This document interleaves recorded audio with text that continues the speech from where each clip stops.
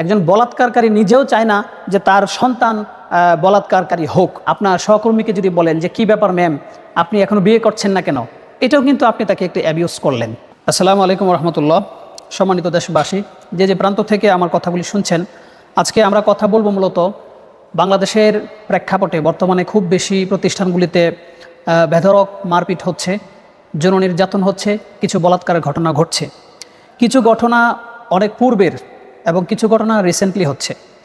তো পূর্বের ঘটনাগুলোকে হাইলাইট করে বর্তমানে এটাকে ব্যাপকভাবে প্রচার করা হচ্ছে।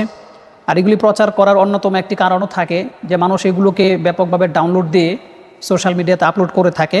অল্প সময়ে সেগুলো প্রচুর ভিউজ হয়, রিচ করে, এতে করে অনেকের কিছু ফলোয়ার অর্জন হয়। এটা কিছু মানুষের উদ্দেশ্য হতে পারে। তো যাই হোক, আমরা মানুষের দোষ খোঁজার জন্য আজকের কথা বলছি না। আজকে আমরা মূলত কথা বলবো এই যে প্রতিষ্ঠানগুলোতে যৌন নিপীড়ন, যৌন নির্যাতন বা বলাৎকার যেটাই বলেন এবং বেধড়ক মারপিট হচ্ছে, সে লক্ষ্যে আমরা আসলে কি পদক্ষেপ নিতে পারি।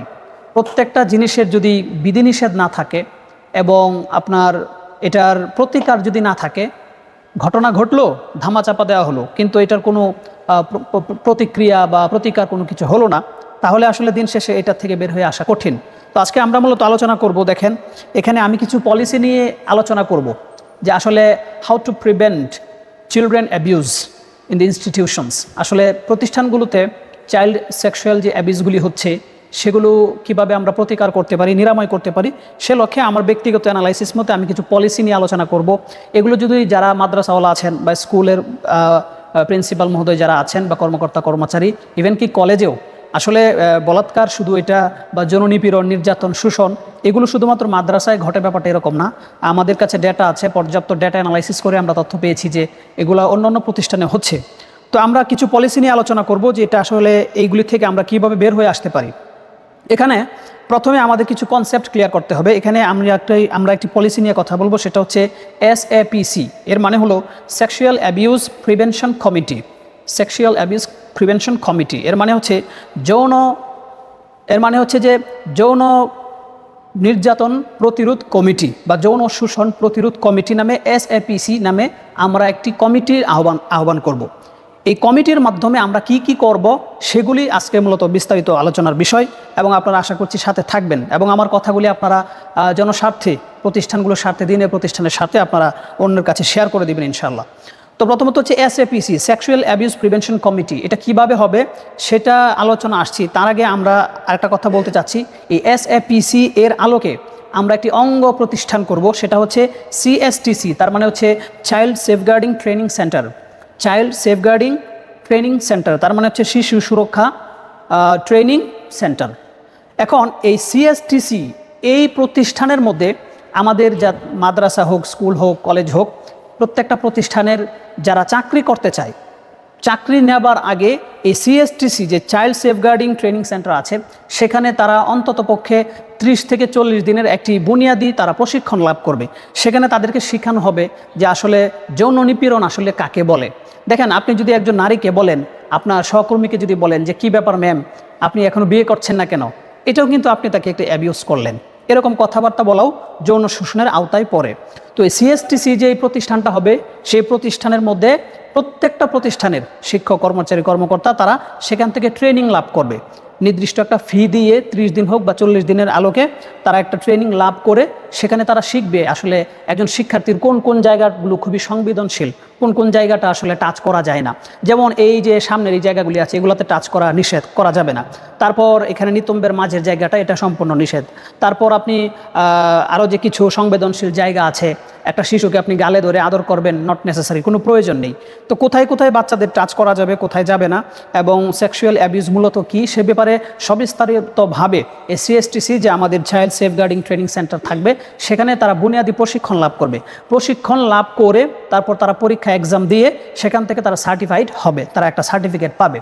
এই সার্টিফিকেশনটা পাওয়ার পরে মনে করেন বাংলাদেশে হুফাজুল কোরআন ফাউন্ডেশন আছে, যারা হিফজের শিক্ষক, যারা হিফজখানায় চাকরি করছে, তারা মূলত হুফাজুল কোরআন ফাউন্ডেশনের পরীক্ষা দিয়ে, বুনিয়াদী একটি পরীক্ষা দিয়ে পড়াটাকে একটু মাধুর্যপূর্ণ করে তারা সেখান থেকে সার্টিফাইড হয় এবং সেই সার্টিফিকেট নিয়ে নানান প্রতিষ্ঠানে তারা বর্তমানে খেদমত এবং চাকরি করতে পারছে। তো আমাদের CSTC child safeguarding training centre যে প্রতিষ্ঠান থাকবে, সেখান থেকে তারা ম্যানার্স এবং হচ্ছে যে চাইল্ড অ্যাবিউজ যে ব্যাপারগুলি আছে সেগুলোকে তারা শিখবে, আসলে কি করা যাবে, what to do and what not to do, এই ব্যাপারগুলি তারা শিখবে ইনশাল্লাহ। তো এই সিএসটিসি এটা থাকবে মূলত হচ্ছে এসএপিসি। এসএপিসি কি বললাম? Sexual abuse prevention committee. এই কমিটির আন্ডারে এই প্রতিষ্ঠানটা থাকবে। এখন এসএপিসি কমিটিটা আসলে কিভাবে গঠন হবে দেখেন, এখানে এই কমিটিটা শুধুমাত্র হুজুরদেরকে নিয়ে হবে, নট নেসেসারি, প্রয়োজন নেই। কারণ এই সমস্ত সেক্সুয়াল অ্যাবিউজ কিন্তু আমি এখানে মাদ্রাসা শব্দ ব্যবহার করিনি যে এটা শুধু মাদ্রাসাতেই ঘটে। দেখেন এসএপিসি মানে সেক্সুয়াল অ্যাবিউজ প্রিভেনশন কমিটি। যে কোনো প্রতিষ্ঠানে যদি আপনার কোনো শিক্ষার্থীর সাথে বা সহকর্মীর সাথে সেক্সুয়াল অ্যাবিউজ হয় সেগুলোকে আমরা নিরাময়ের জন্য আমরা এই কমিটি করব। তো এই কমিটিতে আসলে কারা থাকবে? এটা একটা স্ট্যান্ডিং কমিটি থাকবে। এই কমিটির মধ্যে থাকবে হচ্ছে মানবাধিকার কর্মী আছে, আর্মি রিটায়ার্ড পার্সন আছেন, তারপরে পুলিশের রিটায়ার্ড পার্সন আছেন, তারপরে হচ্ছে একজন সমাজকর্মী থাকবে, এনজিওর যারা পার্সোনালিটিস আছেন তারাও তাদের অংশগ্রহণ থাকবে এবং সেখানে হুজুরদেরও পার্টিসিপেশন থাকবে। অর্থাৎ এই সামগ্রিকভাবে আমরা ডাইভার্সিফাইড যে মানুষগুলি আছে বিভিন্ন সেক্টর থেকে অভিজ্ঞতাপূর্ণ তাদেরকে নিয়োগের মাধ্যমে আমরা মূলত এই এসএপিসি এই কমিটিটা আমরা গঠন করব। এই কমিটি গঠন করার পরে তাদের মূলত কাজটা কি হবে দেখুন, প্রত্যেকটা প্রতিষ্ঠান যারা নতুন করছে অথবা ভবিষ্যতে করবে অথবা অলরেডি একটি প্রতিষ্ঠান হয়ে গেছে আছে, সেই প্রতিষ্ঠানগুলিতে তারা ভিজিট করবে। প্রতিষ্ঠানের মধ্যে শতভাগ হাইজিন মেনটেন করা হয় কিনা, একেবারে পরিবেশ পরিস্থিতি সব সুন্দর আছে কিনা, বিশেষ করে প্রতিষ্ঠানের each and every corner should be cover up by CC camera. CC ক্যামেরার মাধ্যমে প্রত্যেকটা ইঞ্চি জায়গা যেন কাভার আপ থাকে, তাহলে যে কোনো ধরনের অপ্রীতিকর ঘটনা আমরা এড়িয়ে চলতে পারবো। তো এসএপিসি যেই কমিটি থাকবে এরা মূলত প্রত্যেক থানায় ছোট করে একটা অফিস থাকবে। ওই থানার অফিসের অধীনে কিছু মানুষ তারা এখানে কাজ করবে, যাদেরকে ঢাকায় যে একটি হেড অফিস থাকবে সেখান থেকে তাদেরকে অ্যাপয়েন্টমেন্ট করা হবে, সেখানে তারা দায়িত্ব পালন করবে। এখন যে কোনো একটা প্রতিষ্ঠান মনে করেন রানিং আছে, সেটাকে তারা অবজারভেশন করে যদি মনে হয় যে না এই প্রতিষ্ঠান ঠিক আছে, তখন ওই প্রতিষ্ঠানকে এই এসএপিসি কমিটির পক্ষ থেকে একটি সার্টিফিকেট দেওয়া হবে যে হ্যাঁ আপনার প্রতিষ্ঠান ঠিক আছে, আপনি প্রতিষ্ঠান চালিয়ে যেতে পারেন। আর যে সমস্ত প্রতিষ্ঠান নতুন করতে চাচ্ছেন তারাও এই এসএপিসির গাইডলাইন মোতাবেক তারা সিসিটিভি লাগানো বা আদার্স যে হাইজিন স্বাস্থ্য মেনটেন করা সেইগুলো মেনটেন করার সারলেই তারপর এসএপিসি কমিটির পক্ষ থেকে একটি সার্টিফিকেট দেওয়া হবে। তো সার্টিফিকেট দিলে হবে কি, আপনি এই এসএপিসির নিবন্ধিত হলেন এবং আপনি যখন প্রতিষ্ঠান করবেন বা অলরেডি আছে আপনাদের এই প্রতিষ্ঠানের একটি সাইনবোর্ড তো অবশ্যই আছে, সাইনবোর্ডের এক পাশে লেখা থাকবে যে উক্ত প্রতিষ্ঠানটি এসএপিসি নিবন্ধিত, যে প্রতিষ্ঠানটি এসএপিসি নিবন্ধিত। অনেক বাড়িতে লেখা থাকে বাড়ির সাইনবোর্ডে যে এই বাড়িটি সোনালী ব্যাংকের কাছে দায়বদ্ধ ইত্যাদি লেখা থাকে। তাহলে প্রত্যেকটা প্রতিষ্ঠান আমাদের এই সাইনবোর্ডের মধ্যে লেখা থাকবে যে এসএপিসি নিবন্ধিত প্রতিষ্ঠান। তার মানে এই প্রতিষ্ঠানে যৌন নিরোধক যে প্রক্রিয়া সেই কমিটি আছে এবং তারা কাজ করছে। এবং এই কমিটি এখন কোনো প্রতিষ্ঠান যদি এটার ভিতরে না আসে তাহলে আমরা সেটাকে সামাজিকভাবে প্রচার করব মিডিয়ার মাধ্যমে যে আমাদের অলরেডি কিছু প্রতিষ্ঠান আছে যেগুলো এসএপিসি নিয়ন্ত্রিত এবং নিবন্ধিত, আর যেগুলো নিবন্ধনের আওতায় আসেনি সেগুলোকেও আমরা হাইলাইট করব। তারপরে দেখেন এই এসএপিসি আসলে কাজটা কি করবে, এরা প্রত্যেক মাসে একবার আপনাদের নিবন্ধিত যে প্রতিষ্ঠানগুলি আছে থানাভিত্তিক, সেখানে থানার মধ্যে তো একটা অফিস থাকবে, সেখান থেকে তারা এই প্রত্যেকটা অফিসে প্রতিষ্ঠানে গিয়ে দিনের কমপক্ষে 3 ঘন্টা সময় নিয়ে একটি ওয়ার্কশপ করবে, অর্থাৎ মুজাকারা করবে, আলোচনা করবে, প্রশিক্ষণ দিবে। দেখেন কাজ যদি চলমান না থাকে, আপনি 1 বছরে একবার একটা প্রশিক্ষণ দিয়ে ঘুমিয়ে গিয়েছেন তাহলে কিন্তু ওই শয়তান আবার প্ররোচিত করবে, দুর্ঘটনা ঘটবে। এজন্য আল্লাহ তাআলা বলছেন যে ফাযাক্কির ইন্নামা আনতা মুযাক্কির, যে নবী আপনি আসলে আলোচনা করতে থাকেন, আপনি তো একজন আলোচনাকারী বা সতর্ককারী। তো যখন একটা জিনিস নিয়ে স্টাফ, শিক্ষক, শিক্ষার্থী সকলের মধ্যে এটা একটা আলোচনা ব্যাপকতা থাকবে, তখন সকলেই মোটামুটি অ্যালার্ট থাকবে, দেখবেন যে এটা খুবই কমে যাবে। তো তারা প্রত্যেক মাসে একটি ওয়ার্কশপ করবে ওই প্রতিষ্ঠানের নির্ধারিত একটি ডেটে, শিক্ষক তারপরে হচ্ছে কর্মচারী কর্মকর্তা, বিশেষ করে যদি সম্ভব হয় প্রয়োজন মনে করে তাহলে শিক্ষার্থীদেরকে উপস্থিত রাখা যেতে পারে। তো সেই অধীনে যে ব্যক্তিরা কাজগুলি করবে সেগুলো আমি ইতিপূর্বে বলেছি। এইভাবে যদি ওয়ার্কশপটা চলতে থাকে তাহলে দেখবেন যে এই প্রতিষ্ঠানের মধ্যে শতভাগ না হোক 99%, 99%-এরও বেশি এই ধরনের সেক্সুয়াল অ্যাবিউজ বা যৌন নিপীড়ন ইনশাল্লাহ কমে আসবে। এরপরে সবচেয়ে বড় কথা হচ্ছে, মনে করেন এত কিছু হওয়ার পরেও একটা প্রতিষ্ঠানে যৌন নিপীড়ন হয়ে গিয়েছে। এখন যদি হয়ে গিয়ে থাকে তাহলে আপনার থানায় যে এসএপিসি কমিটি আছে তাদের তো আপনারা নিবন্ধিত, তো আপনারা প্রথমে তাদেরকে কল দেন। এখানে যারা অভিভাবক আছেন অভিভাবকদের উদ্দেশ্যে বলি, দেখেন আপনার সন্তানের সাথে কিছু একটা হয়েছে, বেধড়ক মারপিট হয়েছে অথবা যৌন নিপীড়ন হয়েছে, এটা আপনি শুনেছেন, তো শোনার পরে তো এটা হইচই করার কিছু নাই। যদি আপনি ব্যাপক মানুষকে জানান তাহলে তো আপনিও সামাজিকভাবে হেয় হলেন। আপনার সন্তান ছোট মানুষ, তার ভবিষ্যৎ আছে। এলাকার মানুষ যদি জানে যে আপনার সন্তানের সাথে এমনটি হয়েছে তাহলে সামাজিকভাবে এই সন্তানের একটি ট্রমার মধ্যে সে থাকবে। এই জন্য ধৈর্য ধরতে হবে, তদন্ত করতে হবে। তদন্ত করা ছাড়া কোনো সিদ্ধান্ত কিন্তু আল্লাহ তাআলাও নেননি। আল্লাহ তাআলা বলছেন যে আল-ইয়াওমা নাখতিমু আলা আফওয়াহিহিম ওয়া তুকাল্লিমুনা আইদিহিম ওয়া তাশহাদু আরজুলুহুম বিমা কানু ইয়াকসিবুন। যে কিয়ামতের দিন আল্লাহ তাআলা যখন বিচার করবেন তখন মানুষের হাত কথা বলবে, পা কথা বলবে, মানুষের অঙ্গ প্রত্যঙ্গ তার ব্যাপারে সাক্ষী দিবে। ফাইনালি সাক্ষ্য নেওয়ার পরে যে ব্যক্তি জাহান্নামী হবে সে নিজে থেকে বুঝতে পারবে যে হ্যাঁ, আল্লাহ তাআলা তদন্ত শতভাগ সত্য, এখন আমার আসলে জাহান্নামে যাওয়াই উচিত। তাহলে আমরা বলবো যে শিক্ষা প্রতিষ্ঠানে যদি কোনো অপ্রীতিকর ঘটনা ঘটে তাহলে আমরাও তদন্ত করব। এই এসএপিসির মধ্যে তো কোনো হুজুররা শুধু তদন্ত করবে, ব্যাপারটা এরকম না। এসএপিসি কমিটির মধ্যে আমি আগেই বললাম যে এখানে রিটায়ার্ড আর্মি পার্সন থাকবে, সমাজকর্মী থাকবে, এনজিওর পার্সোনালিটি যারা আছে তারা থাকবে, মানবাধিকার কর্মী থাকবে, এবং ওই সন্তানের মা বাবার বা সন্তানের পক্ষ থেকে যে অ্যাবিউজড হলো তার পক্ষ থেকে 2-1 জন থাকবে, এবং উক্ত প্রতিষ্ঠানের পক্ষ থেকে 2-1 জন থাকবে। এই সম্মিলিত একটি 3 দিনের জন্য প্রতিবেদন দাখিল করার জন্য এই এসএপিসি কমিটিকে দায়িত্ব দেওয়া হবে। তদন্ত মোতাবেক যদি ঘটনা প্রমাণিত হয় তাহলে এসএপিসি ওই অধীনে যে থানা আছে ওই থানাতে ফোন দিয়ে এই আসামিকে যে ঘটনা ঘটিয়েছে তাকে এসএপিসি পুলিশের হাতে হস্তান্তর করবে। আমরা দেশের আইনের প্রতি শ্রদ্ধাশীল, দেশের আইন এই কালপ্রিট বা যে এই কাজ করেছে তার বিচার করবে ইনশাল্লাহ। তো এটা নিয়ে হইচইয়ের কিছু নাই, যে অপরাধ করছে আমরা তাকে শাস্তি দিব ইনশাল্লাহ। এরপরে দেখেন, এই এসএপিসির মাধ্যমে আমরা সবচেয়ে বড় যে কাজটি করব সেটা হচ্ছে যারা এই ধরনের বলাৎকার অথবা যৌন নির্যাতন নিপীড়নের সাথে যুক্ত এই ব্যক্তিগুলির নাম, থানা, জেলা এবং তার যে এনআইডি কার্ডের যে নাম্বার আছে এই নাম্বারগুলির আলোকে আমরা ওয়েবসাইটের মধ্যে এগুলো আমরা আপলোড করব। এখানে তার মা বাবার নাম আনবো না, কারণ হচ্ছে একজন সন্তান যদি বলাৎকার করে ফেলে বা যৌন নির্যাতনের সাথে সে সম্পৃক্ত হয়, এখানে তো তার মা বাবার দোষ নেই। একজন বলাৎকারকারী নিজেও চায় না যে তার সন্তান বলাৎকারকারী হোক।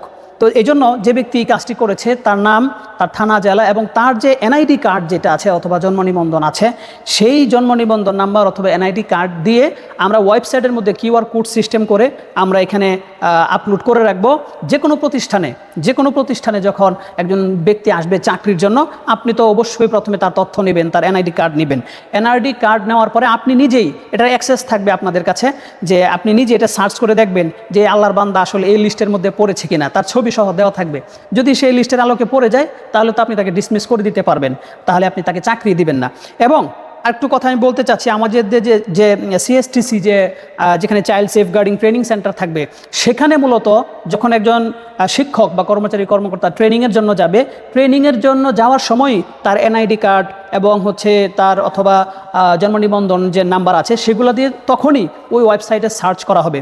যদি সিএসটিসিতে ট্রেনিং করতে যাওয়ার সময় এগুলো ম্যাচ করে যে হ্যাঁ ইতিপূর্বে সে অলরেডি এগুলো করে ফেলেছে, তাহলে তাকে আমরা ট্রেনিংও দেওয়াবো না, তাহলে অন্তত তাকে আমরা আর ভালো হওয়ার সুযোগ আমাদের দেওয়ার প্রয়োজন নাই। কারণ এগুলো এমন একটা ব্যাধি, তাকে সামাজিকভাবে বয়কট করা, তাকে আমাদের থেকে দূরে রাখা, এটাই হচ্ছে তার শাস্তি। তো সিএসটিসির মধ্যে যখন সে প্রশিক্ষণ নেবে তখনই কিন্তু সে এটা মোটামুটি সিএসটিসি যারা কর্তৃপক্ষ থাকবে তারা এগুলো পরীক্ষা নিরীক্ষা করে সেই ব্যক্তির সার্টিফিকেট দিবে অথবা হচ্ছে যে প্রশিক্ষণের ব্যবস্থা করবে। তো সিএসটিসি থেকে সার্টিফিকেট পাওয়ার পরে যে ব্যক্তি পেল, সেই ব্যক্তি এবার মনে করেন যে ঢাকা খিলক্ষেতে একটি প্রতিষ্ঠানে এসে চাকরি করতে চায়। তো প্রথমে খিলক্ষেতে অবস্থিত এসএপিসি যে কমিটি আছে, কমিটির কাছে সিএসটিসি থেকে প্রাপ্ত সনদ নিয়ে সে যাবে। তারপর এসএপিসি আবার সেই সনদটাকে তারা ভেরিফাই করবে, তার এনআইডি কার্ডের নাম্বার দিয়ে ইত্যাদি দিয়ে ভেরিফাই করবে। যদি এসএপিসি মনে করে যে না এই লোক ঠিক আছে, তখন এসএপিসি ওই শিক্ষককে একটি ছাড়পত্র দিবে। আগে তো সিএসটিসি থেকে একটা সার্টিফিকেট পেলই, তারপরে এসএপিসি এটাকে ভেরিফাই করে আবার একটি ছাড়পত্র দিবে। এই ছাড়পত্র নিয়ে খিলক্ষেতের যে কোনো একটি প্রতিষ্ঠানে ওই শিক্ষক বা কর্মকর্তা সে আবেদন করতে পারবে। এবং প্রতিষ্ঠানের যারা আছেন কর্মচারী বা প্রতিষ্ঠানের যারা অ্যাডমিন আছেন, যারা নিয়োগের কাজের সাথে জড়িত, তারা এই ধরনের সার্টিফিকেট এবং ছাড়পত্র ছাড়া অবশ্যই কোনোভাবেই আপনি তাদেরকে নিয়োগ দিবেন না, দিলে আপনার প্রতিষ্ঠান এই সমস্যার সম্মুখীন হবে। তো এই ছিল মূলত কথা এসএপিসির আলোকে। আরও অনেক ধরনের সুযোগ সুবিধা থাকবে। তো ফাইনালি যদি আমরা এটা আসলে করতে পারি তাহলে সারা দেশে যদি থানায় আমরা অফিস করতে পারি এবং CSTC child safeguarding training centre করতে পারি, তাহলে দেখবেন যে এই ধরনের বলাৎকার বা শিশু নির্যাতন, যৌন নিপীড়ন যা আছে সবগুলো আস্তে আস্তে কমে আসবে। এবং ইনশাল্লাহ শতভাগ যদি এটা আমরা নিয়ন্ত্রণে রাখতে পারি, শতভাগ আমরা এই পলিসির মাধ্যমে সফল হব ইনশাল্লাহ। এবং আজকে আমি আপনাদেরকে দাওয়াত দিচ্ছি, মূলত আমি আমার একটা পরিকল্পনা, একটা আইডিয়া শেয়ার করলাম যে কীভাবে আসলে এগুলোকে দমন করা সম্ভব। তাহলে আমাদের কাজ হচ্ছে, যারা আমার এই বক্তব্যটি শুনেছেন আমি আপনাদেরকে দাওয়াত করছি আমাদের যে ভিডিওটি যেখানে দেখছেন যে পেজের মধ্যে থ্রিল ডট অ্যানালাইসিস, সেই পেজের প্রথম কমেন্ট বক্সে আমি একটি লিঙ্ক দিয়ে দিব। সেই লিঙ্কের মধ্যে আপনাদেরকে আমি নিমন্ত্রণ পত্র দিচ্ছি। সেটা হচ্ছে যে আগামী বৃহস্পতিবার, অর্থাৎ আজকে তো ভিডিওটা আমরা পাবলিশ করছি হচ্ছে যে সোমবার, আজকে 27শে জুলাই।